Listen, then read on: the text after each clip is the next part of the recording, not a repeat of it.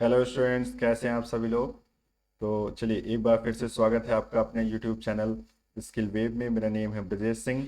और स्टूडेंट, आज हम लोग workshop calculation and science second की फोर्थ लेक्चर को स्टार्ट करने चल रहे हैं, जिसमें हम लोग फ्रिक्शन का जो बचा हुआ पार्ट है, जिसमें आपको बताऊंगा मैं आनत तल, आरोपित बल के कारण घर्षण बल, दैनिक जीवन में घर्षण का महत्व और घर्षण का अनुप्रयोग तथा प्रभाव। ठीक है, तो ये टॉपिक्स आपके फ्रिक्शन में बचे हुए थे, इनको हम लोग आज की क्लास में इसको कवर करने जा रहे हैं।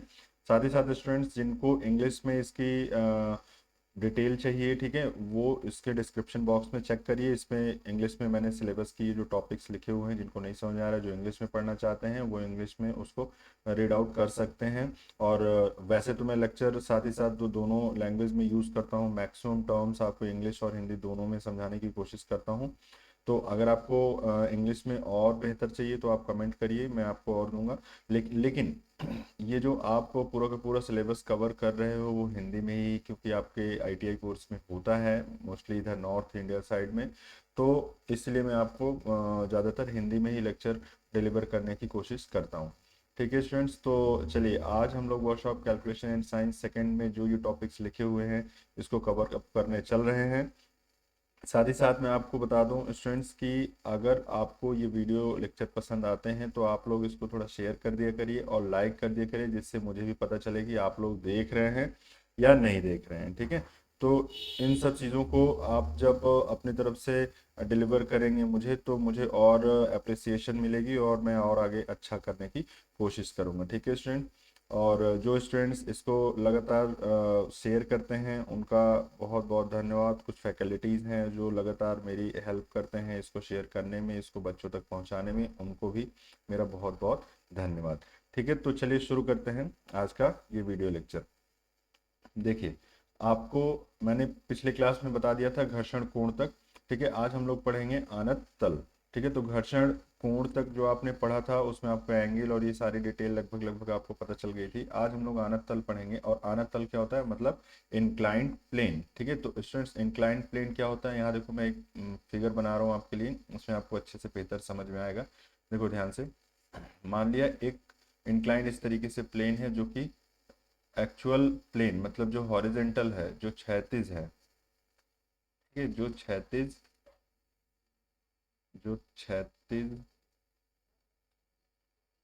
क्षैतिज तल से किसी एंगल पर है। ठीक है, तो मान लीजिए ये कोई एंगल है उस पे है, और इसको हम लोग कहते हैं आनत तल। ठीक है, ये होता है अपना आनत तल, जो एक किसी क्षैतिज तल से किसी एंगल पर झुका होता है। ठीक है, तो इस एंगल पे ये झुका हुआ है।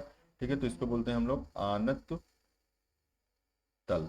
ठीक, चलो, तो आनत तल पर मान लेते हैं कि कोई अपनी एक लकड़ी का ब्लॉक है, कुछ भी है जो रखा हुआ है। ठीक है, जिसकी चर्चा भी हम लोग पिछले क्लास में कर रहे थे।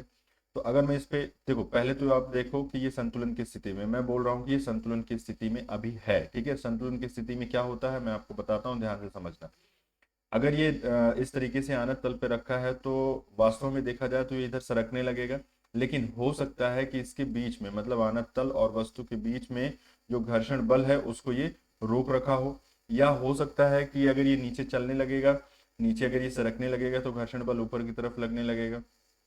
और अगर मान लो घर्षण बल उतना नहीं है कि इसको रोक पाए नीचे सरकने से, तो हमें क्या लगाना पड़ेगा, ऊपर की तरफ बल। तो मान लेते हैं हम लोग कि इसको रोक के रखने के लिए हम लोग एक ऊपर की तरफ बल F लगाते हैं। अच्छा, जब बल हम लोग F इधर लगाते हैं तो बताओ फ्रिक्शन किधर लगेगा, तो फ्रिक्शन की वैल्यू इधर हो जाएगी, स्मॉल F। ठीक है, तो ये दोनों चीजें आपको क्लियर हुई। मतलब इस ब्लॉक को रोके रखने के लिए संतुलन में, मतलब वस्तु को रोके रखने के लिए, इस पूरे के पूरे इस ब्लॉक को रोके रखने के लिए हम लोग इधर की तरफ फोर्स लगा रहे हैं, इधर की तरफ फ्रिक्शन फोर्स लगने लगे, क्योंकि फ्रिक्शन फोर्स हमेशा अपोजिट ही लगेगा। ठीक है, ध्यान से समझ लो, मैंने कहा कि यहाँ से यहाँ इधर डायरेक्शन में आपने लगाया फोर्स। ठीक है, आपने लगाया फोर्स, तो इसके अपोजिट डायरेक्शन में क्या काम करने लगेगा, फ्रिक्शन। इसके साथ साथ एक चीज और आपको पता है, अगर इसका द्रव्यमान है कुछ तो इसका भार भी होगा, और भार हमेशा केंद्र की तरफ होता है। कहने का मतलब ये जो क्षैतिज तल है उससे हमेशा लंबवत नीचे की ओर। तो डब्ल्यू ऐसे बनाओगे। स्टूडेंट्स ध्यान रखना, आपको ये कंफ्यूजन नहीं होनी चाहिए कि डब्ल्यू सर ऐसे बनेगा नीचे। ठीक है, ये नहीं बोला था मैंने। पिछली क्लास में आप जाओ और उसमें देखो, मैंने कहा था कि जो अभिलंब प्रतिक्रिया है आर, अभिलंब प्रतिक्रिया आर है वो हमेशा जिस तल पर वस्तु रखी हुई है उसके लंबवत होगी। तो इस तल पे रखी हुई है ये वस्तु, तो इसके लंबवत होगी अभिलंब प्रतिक्रिया आर। लेकिन डब्ल्यू क्या होगा, हमेशा नीचे की तरफ होगा, हमेशा अपने पेज में नीचे की तरफ ही आप एरो बना के इस तरीके से डब्ल्यू को शो करोगे। तो देखो इसमें 4 बल लग रहे हैं, एक तरीके के 4 तरीके के बल हैं। एक अप्लाइड फोर्स जो आपने खुद से लगाया है रोक रखने के लिए, अगर आप इधर अप्लाइड फोर्स लगाते हो तो नीचे की तरफ फ्रिक्शन लगेगा, ये भी आप एकदम क्लियर आपको पता चल रहा है। साथ ही साथ आपको पता है कि अगर इस वस्तु का कुछ द्रव्यमान है तो उसका भार भी होगा, और भार की दिशा हमेशा पृथ्वी के केंद्र की तरफ होती है। जैसे आपका भार ये यहाँ रखा था तो इसका दिशा इधर केंद्र की तरफ होगी, आपका भार पृथ्वी पे यहाँ रखा था तो इसकी दिशा इधर की तरफ होगी। ठीक है, तो इस तरीके से आपको समझना है। तो ये तो मैंने आपको पहले भी बता रखा है।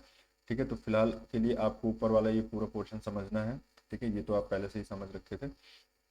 तो हमेशा आपको डाउनवर्ड ही शो करना होता है। ठीक, चलो आओ तो आगे देखते हैं। इसमें अगर आपको इंक्लाइन प्लेन क्या है तो आनत तल यही है, ये वाला जो ये तल है इसको आनत तल कहते हैं। लेकिन आनत तल ही नहीं, इसके साथ साथ थोड़ा हम लोग और कुछ डाउट्स इसके क्लियर करने वाले हैं, जिसमें मैं आपको बताऊंगा कि घर्षण कोण क्या होता है। जैसे पिछली क्लास में आपने पढ़ा था ना घर्षण कोण, तो आनत तल तो आपको पता चल गया ये फिगर से ही।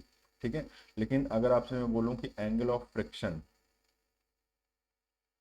ठीक है, एंगल ऑफ फ्रिक्शन क्या होता है, ठीक है, जिसको आप उसमें थीटा से रिप्रेजेंट कर रहे थे, तो आपको मैंने उस समय बताया था कि एंगल ऑफ फ्रिक्शन एक्चुअल में रिजल्टेंट फ्रिक्शन फोर्स का रिजल्टेंट और अभिलंब प्रतिक्रिया आर के बीच का एंगल होता है थीटा। ठीक है, तो ये चीजें हैं। यहाँ अभी जब आनत तल आप पढ़ रहे हो तो थोड़ा सा और फील आने वाली है। देखो कैसे, मान लेते हैं कि कोई वस्तु इस तरीके से रखी हुई थी आनत तल पर। ठीक है, आनत तल पर इस तरीके से रखी हुई थी और बिना कुछ बल लगाए हुए, बिना कुछ भी बल लगाए हुए, बिना कोई भी बल लगाए हुए ये वस्तु आराम से ऐसे रखी हुई है। अब मान लो आनत तल को धीरे धीरे और हल्का सा शिफ्ट करो और ऊपर की तरफ ले जाओ, ऊपर की तरफ, तो ये एक स्थिति ऐसी आएगी जब ये नीचे की तरफ सरकने लगेगा, है ना। तो जिस समय ये सरकने स्टार्ट होगा, ठीक है, मान लेते हैं इसको एंगल धीरे धीरे, मतलब क्षैतिज तल और आनत तल, मतलब क्षैतिज तल और आनत तल, आनत तल के बीच का जो ये कोण है, जो ये एंगल है, ठीक है, ये एंगल अगर धीरे धीरे बढ़ाते जाओगे तो ये क्या होगा, एक समय आगे तो गिर जाएगा। अभी तो संतुलन में, संतुलन का मतलब है अभी ये कहीं नहीं हिल रहा है, इसका मतलब है कि फ्रिक्शन इसको रोक रखा है। ठीक है, ये नीचे सरकेगा तो फ्रिक्शन किधर लगेगा, ऊपर की तरफ। तो ऊपर की तरफ जो लगने वाला जो फ्रिक्शन है इसको क्या कर रहा है, रोक के रखा है। ठीक है, लेकिन मान लो एक ऐसी स्थिति आती है जब ये अपने आप सरकना शुरू हो जाता है, तो जिस समय, है ना, मतलब जिस एंगल पर, मान लिया वो एंगल थीटा है, जिस एंगल पर ये नीचे की तरफ अपने आप सरकना स्टार्ट हो जाता है, ठीक है, मतलब जिस कोण थीटा पर आनत तल पर रखी वस्तु स्वतः सरकना शुरू कर दे,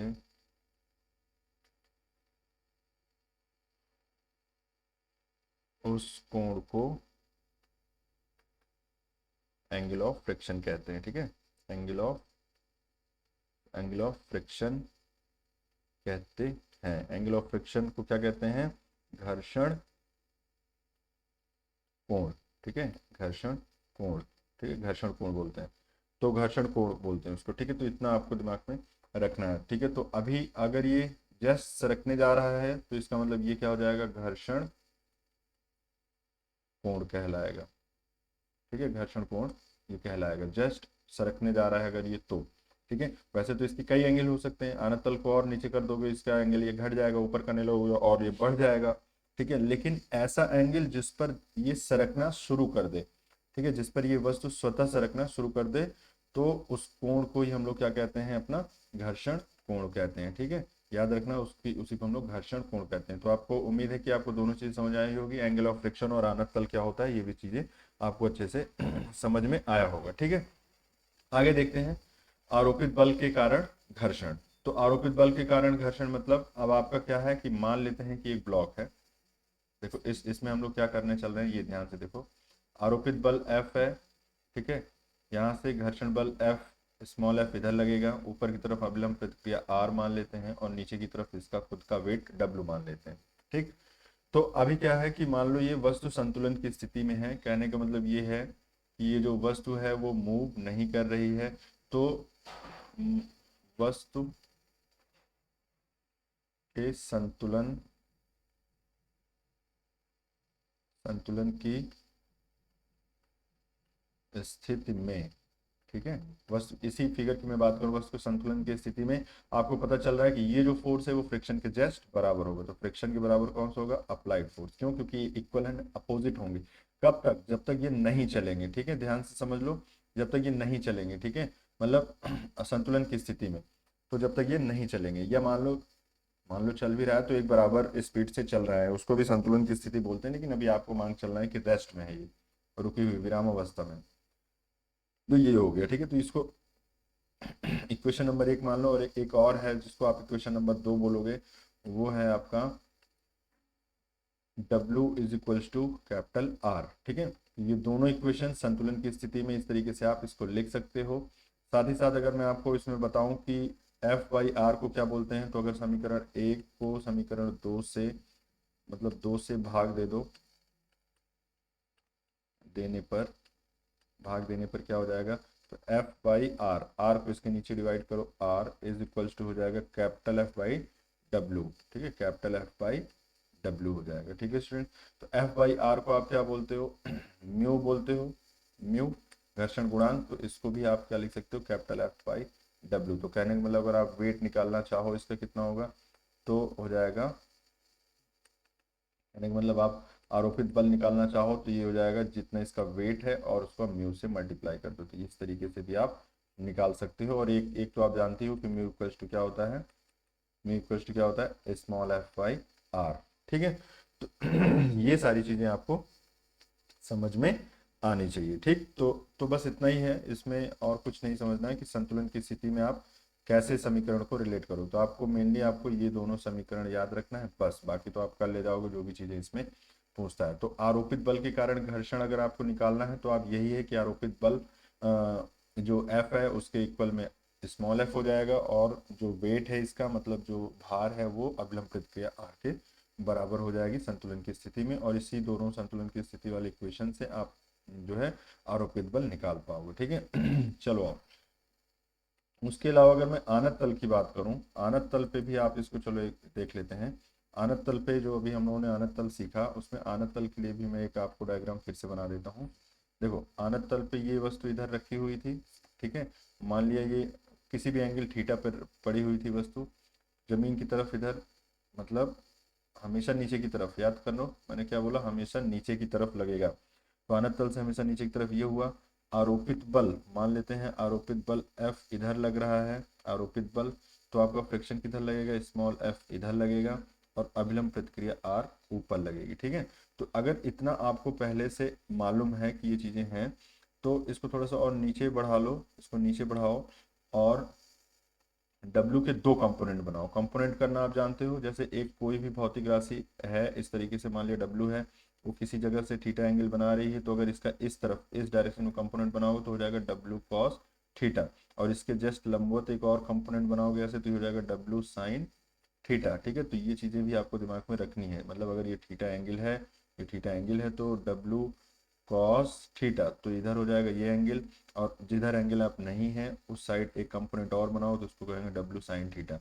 इसको कहेंगे ऊर्ध्वाधर कंपोनेंट, मतलब इसको बोलेंगे वर्टिकल कंपोनेंट, इसको बोलेंगे हॉरिजॉन्टल कंपोनेंट। ठीक है, तो ये W के पार्ट है। तो कहने का मतलब ये है, ये कंपोनेंट होता क्या है, मतलब अगर आप W को हटाना चाहो, अस्तित्व से हटाना चाहो, तो इनके स्थान पे आप इन दोनों को भी लिख सकते हो। तो जैसे अगर मान लो मैं W के यहाँ हटाना चाहता हूँ, तो उसके स्थान पे आप दो चीजें और बना सकते हो, दो पार्ट में बनाओगे इसको। एक बोलोगे ये W, अब ये कॉस है कि साइन है वो आपको बताना होगा, फिलहाल के लिए मैं बता रहा हूँ आपको कि एक ये W इधर आएगा, एक W का पार्ट इधर आ जाएगा। तो जो W का पार्ट इधर है वो कैसे निकालोगे, तो ये थीटा है स्टूडेंट्स, तो आपका ये 90 हो जाएगा, ये 90 माइनस थीटा हो जाएगा, तो ये भी आपका हो जाएगा थीटा। ध्यान से समझ लो कैसे किया मैंने कहा ये थीटा एंगल है ये, और ये 90 है, तो ये ट्रायंगल अगर आप इसको मान लो, तो इस ट्रायंगल में ये वाला जो एंगल है वो हो जाएगा 90 माइनस थीटा। तो अगर ये टोटल 90 है और ये 90 माइनस थीटा है, तो इसका मतलब ये कितना हुआ? थीटा हो गया, तो थीटा हो गया, ठीक है। अब बताओ मुझे, थीटा ये है तो इधर वाला कंपोनेंट क्या होगा, कॉस वाला होगा।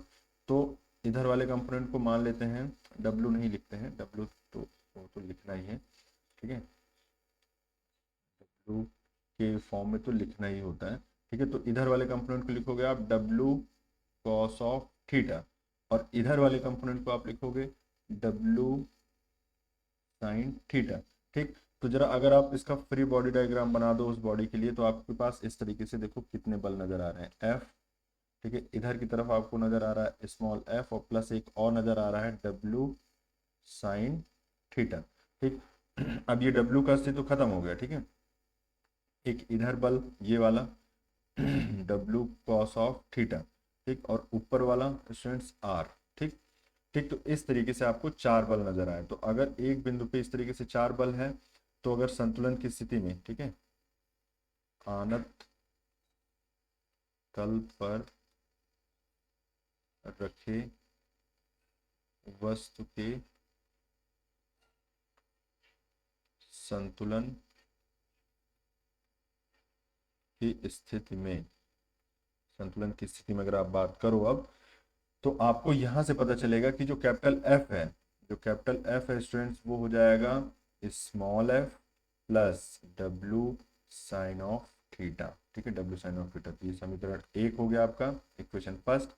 और एक मतलब ये इसके बराबर होगा ना, अगर संतुलन की स्थिति है तो ये फोर्स इसके बराबर हो गया, total overall F, F plus W sine theta के बराबर हो गया इस कैपिटल एफ, ठीक। और आर के बराबर कौन हो गया, डब्लू कॉस थीटा। तो आर इक्वल टू हो जाएगा डब्लू कॉस ऑफ थीटा, ठीक। तो ये आपकी दो इक्वेशंस हैं जो आपको इन सभी क्वांटिटीज में, मतलब एफ हो गया, स्मॉल एफ हो गया, फ्रिक्शन हो गया, ठीक है, या तो आपका हो गया अभिलंब प्रतिक्रिया, या तो हो गया भार डब्लू, या घर्षण कोण, अगर थीटा मान लो जैसे सरकने वाले कंडीशन में, हालांकि ये थीटा हमेशा घर्षण कोण आप नहीं बोलोगे, ध्यान से सुन लो, ये जो थीटा है ये हमेशा घर्षण कोण नहीं बोलोगे, इसको घर्षण कोण थीटा को नोट करके मैं लिख दे रहा हूं यहाँ पे, थीटा इज इक्वल्स टू घर्षण angle of friction, angle of friction मतलब ये घर्षण कोण के बराबर होगा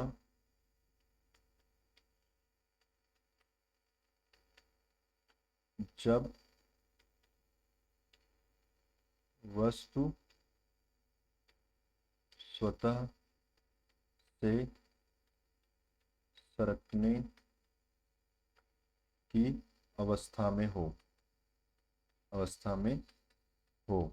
पर ऊपर क्या ऐसा नजर आ रहा है, ऊपर ऐसा कुछ भी नहीं है, ऊपर तो मैंने बल लगा रखा है, ठीक है। तो ये कोई आप जरूरी नहीं कि ये जो थीटा है वो क्या है, घर्षण कोण है, ठीक है। घर्षण कोण तब आप इसको बोलोगे, इंपॉर्टेंट नोट इसको याद कर लो, घर्षण कोण तब बोलोगे जब ये अपने स्वतः सरकने की अवस्था में, ये स्वतः नहीं सरक रहा है, यहाँ पे बल वगैरह लगाया गया है, तो ये वो केस नहीं है, इसको आप घर्षण कोण डायरेक्ट नहीं बोल सकते, ठीक है।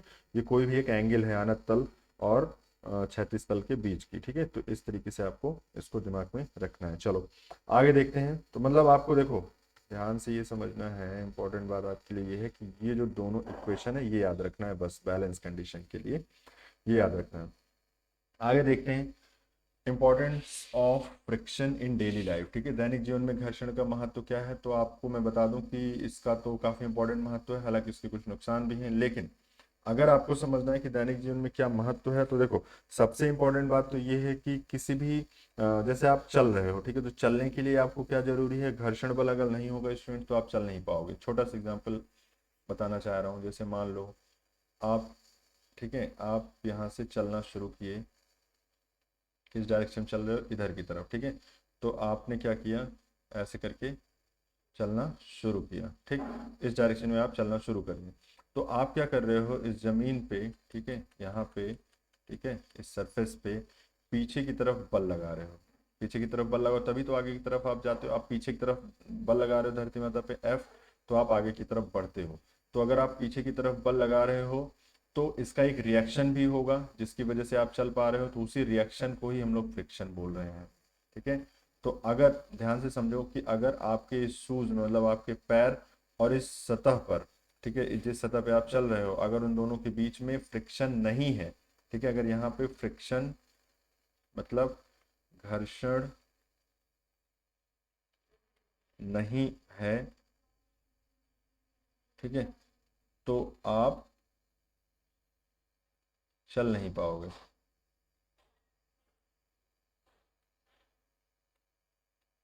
तो आप चल नहीं पाओगे, ठीक है। क्यों नहीं चल पाओगे भाई? क्योंकि फ्रिक्शन की वजह से ही तो आप आगे बढ़ रहे हो, ठीक है। तो अगर फ्रिक्शन है ही नहीं तो आप आगे नहीं बढ़ पाओगे, आप सरकने लगोगे, ठीक है। आप सरकने लगोगे।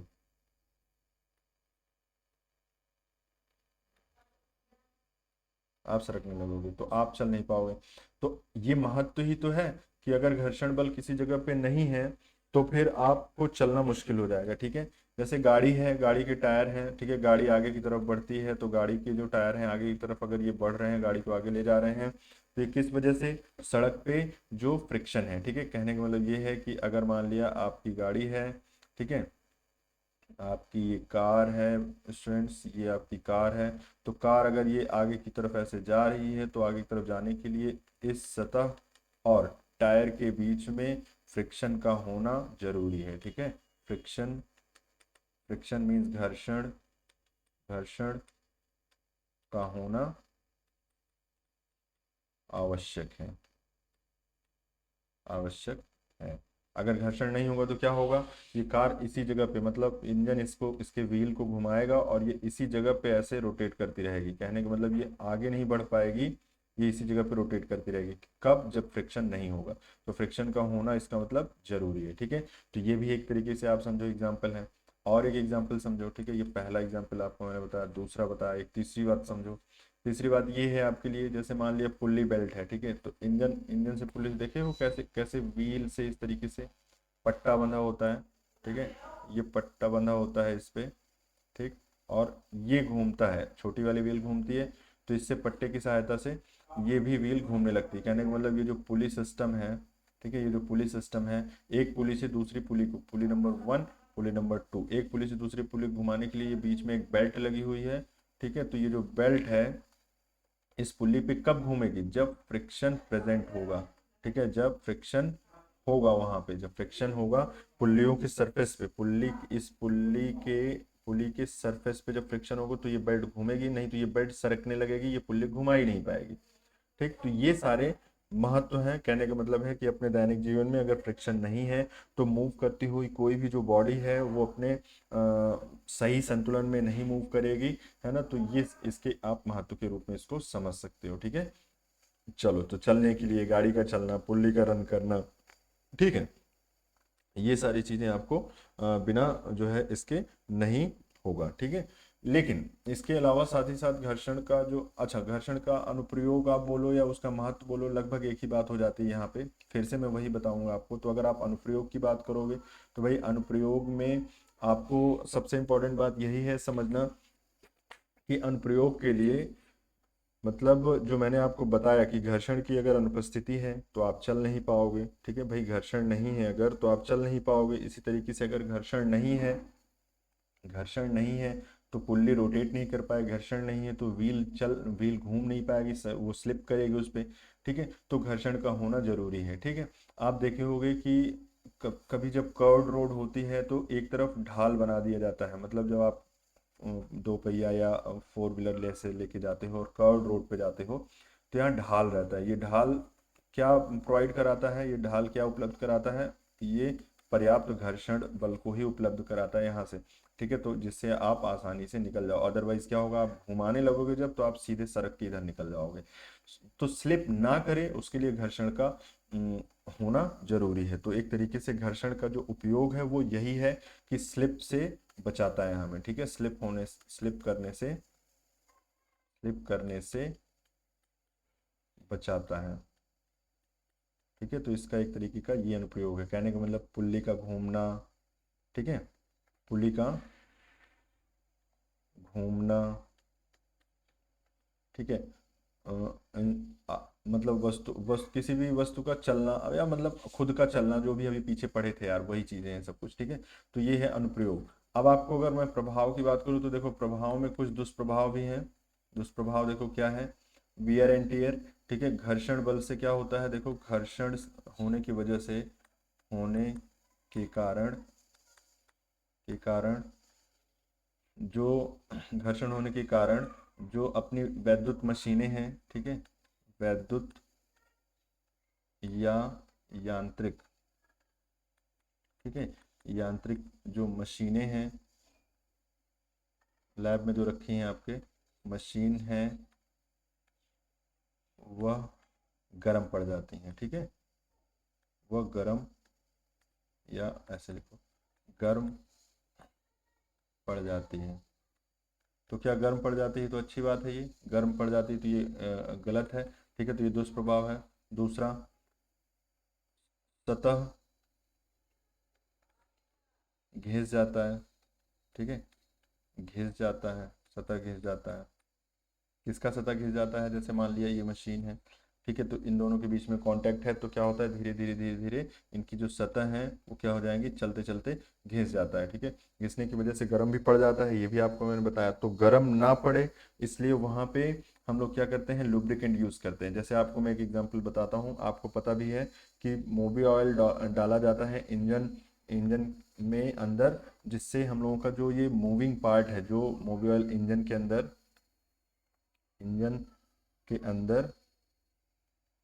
अंदर जो चलने वाले, जो गति करने वाले पार्ट हैं जो, ठीक है, उनको उनको वेयर और टियर से बचाने के लिए, उनको घिसने से बचाने के लिए, ठीक है, उनको घिसने से बचाने के लिए ऑयल यूज करते हैं, ठीक है। मूवी ऑयल यूज करते हो तो ऑयल का प्रयोग करते हैं, ठीक है। हालांकि इसको मुझे लिख लेना चाहिए था, आप लोगों के लिए बार बार लिखना पड़ रही है सारी चीजें, चलो कोई नहीं, ठीक है। तो पहले आप पहले ढंग से समझो इसका प्रभाव क्या है। इसकी वजह से क्या होगा कि आपका जो मशीन है वो गर्म पड़ जाएगी, सतह घिसने लगेगी। तो सतह ना घिसे, ठीक है, मशीन की इफिशियंसी बढ़ाने के लिए, ठीक है, मशीन को ठंडा रहना जरूरी है, ठीक है। तो इलेक्ट्रिक मशीनें हैं या यांत्रिक मशीनें हैं, ये सभी का ठंडा रहना जरूरी है। अगर गर्म पड़ेगी तो जो इसकी इफिशियंसी है वो घट जाएगी, मतलब जो इसकी दक्षता है वो घट जाएगी। तो जितना आप आउटपुट चाहते हो उतना नहीं मिलेगा, क्योंकि जितना भी आपने इनपुट दिया है उसका काफ़ी पार्ट लॉस हो जाएगा, ठीक है, उसका काफ़ी जो है ऊर्जा क्षय हो जाएगी। तो उसकी वजह से मशीन की इफिशियंसी घट जाएगी। इसी तरीके से जहाँ पे भी मूविंग पार्ट है, अगर मूविंग पार्ट वो वहाँ पे घर्षण एक सीमा से अधिक हो जाए तो वो पार्ट घिसने लगता है, और घिस जाएगा तो वो भी बेकार हो जाएगा, ठीक है। तो इसीलिए क्या करते हैं, उसके रोकथाम के लिए यहाँ से समझ लो, रोकथाम मैंने यहाँ लिख दिया है। इंजन के अंदर जो गति करने वाले जो पार्ट होते हैं उसको घिसने से बचाने के लिए हम लोग मोबिल ऑयल का यूज़ करते हैं, ठीक है, इंजन ऑयल जो होता है उसको यूज़ करते हैं। इसी तरीके से जैसे मशीनों में मशीनों को चलाने से पहले क्या करते हैं हम लोग, उसमें थोड़ी ऑयलिंग कर देते हैं मूविंग पार्ट में, है ना, बेयरिंग वगैरह में जो उसका उसमें ग्रीस देते हैं, कहने का मतलब एक लुब्रिकेंट देते हैं, लुब्रिकेंट ऑयल, जिस जो चिकनाहट रहती है जिसमें। लुब्रिकेंट ऑयल देने से क्या होगा, इसका जो प्रभाव है जिसकी वजह से गर्म पड़ जा रहा है, जिसकी वजह से घिस जा रहे हैं पार्ट, वो सब कम हो जाएगा, ठीक है। तो इम्पोर्टेंट बात आपको समझना है कि जो इसका प्रभाव है उसकी वजह से घिस जाता है, उसकी वजह से गर्म हो जाता है मूविंग पार्ट। तो उसको बचाव के लिए हम लोग लुब्रिकेंट ऑयल का यूज करते हैं, ठीक है। और साथ ही साथ जो अनुप्रयोग है तो वो तो आपको जरूरी है कि भाई फ्रिक्शन का होना तो आवश्यक है ही है, लेकिन एक फ्रिक्शन की उतनी मात्रा जितने में अपना काम चल जाए और अपना नुकसान ना हो, ठीक है। तो अगर बहुत अधिक हो जाएगा तो आपको लुब्रिकेंट ऑयल वगैरह इसका यूज करना पड़ेगा, ठीक है स्टूडेंट्स। तो ये चीजें आपको दिमाग में रखनी है। तो आज का वीडियो लेक्चर यहीं खत्म कर रहे हैं, ठीक है। उम्मीद करते हैं आपको ये सारी चीजें समझ में आई होंगी, और इससे ज़्यादा आपको पढ़ने की ज़रूरत नहीं है। मल्टीपल चॉइस क्वेश्चंस करेंगे तो आपको खुद ऑलरेडी पता चल जाएगा कि कितनी चीज़ें अभी हम लोगों ने सीखी थी, और उसकी वजह से क्या क्या चीज़ें हम लोगों ने यहाँ पे समझा है, और क्वेश्चंस को कितनी इजीली सॉल्व कर लिया है, ठीक है।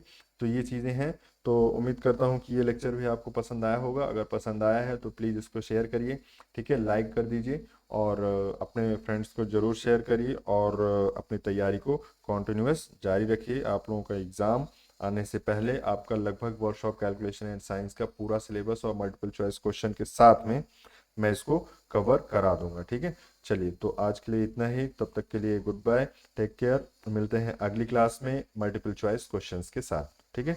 चलिए, थैंक यू।